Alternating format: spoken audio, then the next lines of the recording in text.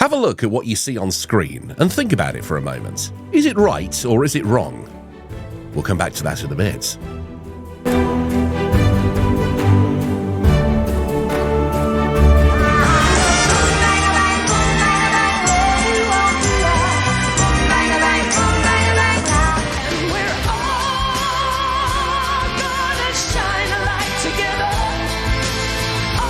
For the entirety of the UK's participation in the Eurovision Song Contest, while results and election strategies have been pretty inconsistent, one thing has remained totally consistent. The entries are always in English.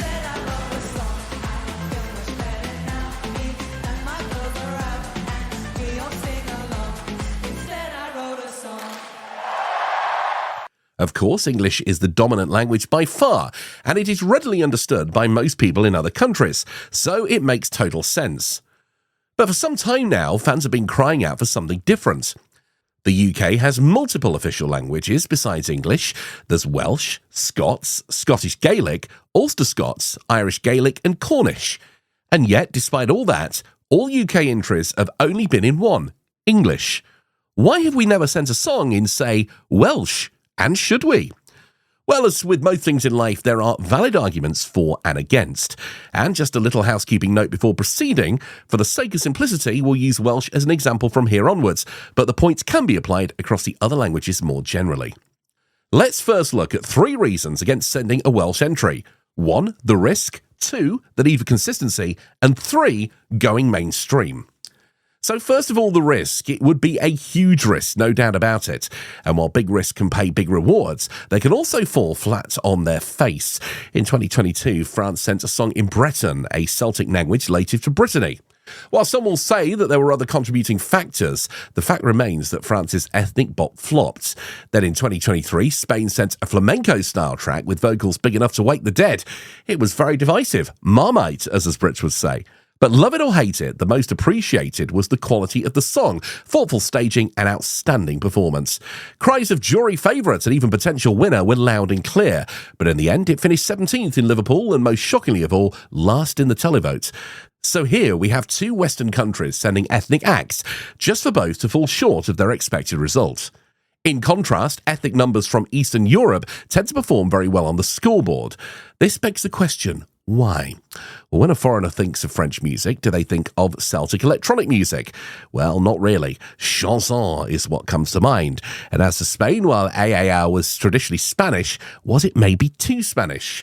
Too niche to be accessible by an international audience? Well, even in the UK, let alone abroad, people typically associate English and big names with British music, and not the melodic cries of a Welsh maiden or the lyrical waxing of a Scotsman.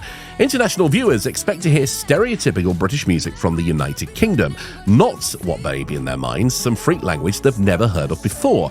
But is this something we should be endeavouring to change? Well, we'll come back to that. The next reason against sending a Welsh entry is just a basic need for consistency. Put it simply, does the UK have the capital to take gambles of this sort right now? And would it be better to build up a track record of decent results before experimenting in this manner?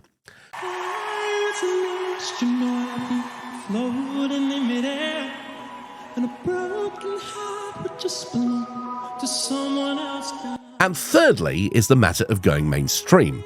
Eurovision was used as a means of catapulting Sam Ryder and Mae Muller into the mainstream, a move which has proved moderately successful, and it's certainly a welcome break from before when UK acts disappeared into obscurity, basically back where they came from. But would 20-year-old Ryan from Essex or 35-year-old Kirsty from Yorkshire have any interest in a Welsh-singing artist beyond Eurovision? Well, it's unlikely. At best, it would turn the artist into a one-hit wonder, a hit Eurovision song, after which the vast majority of Brits return to not giving a monkeys about their music. So now let's turn to the 3 reasons in favour of sending a Welsh entry.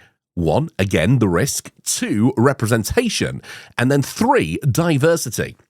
While risk can lead to downfalls, that's obviously not always the case. And besides, where's the indignity in putting forth the effort to do something different, even if the result is less than hoped for? Better to flop in epic fashion than flop with a safe generic number. Moving on to representation, which is part of the BBC's remit to represent all parts of their audience.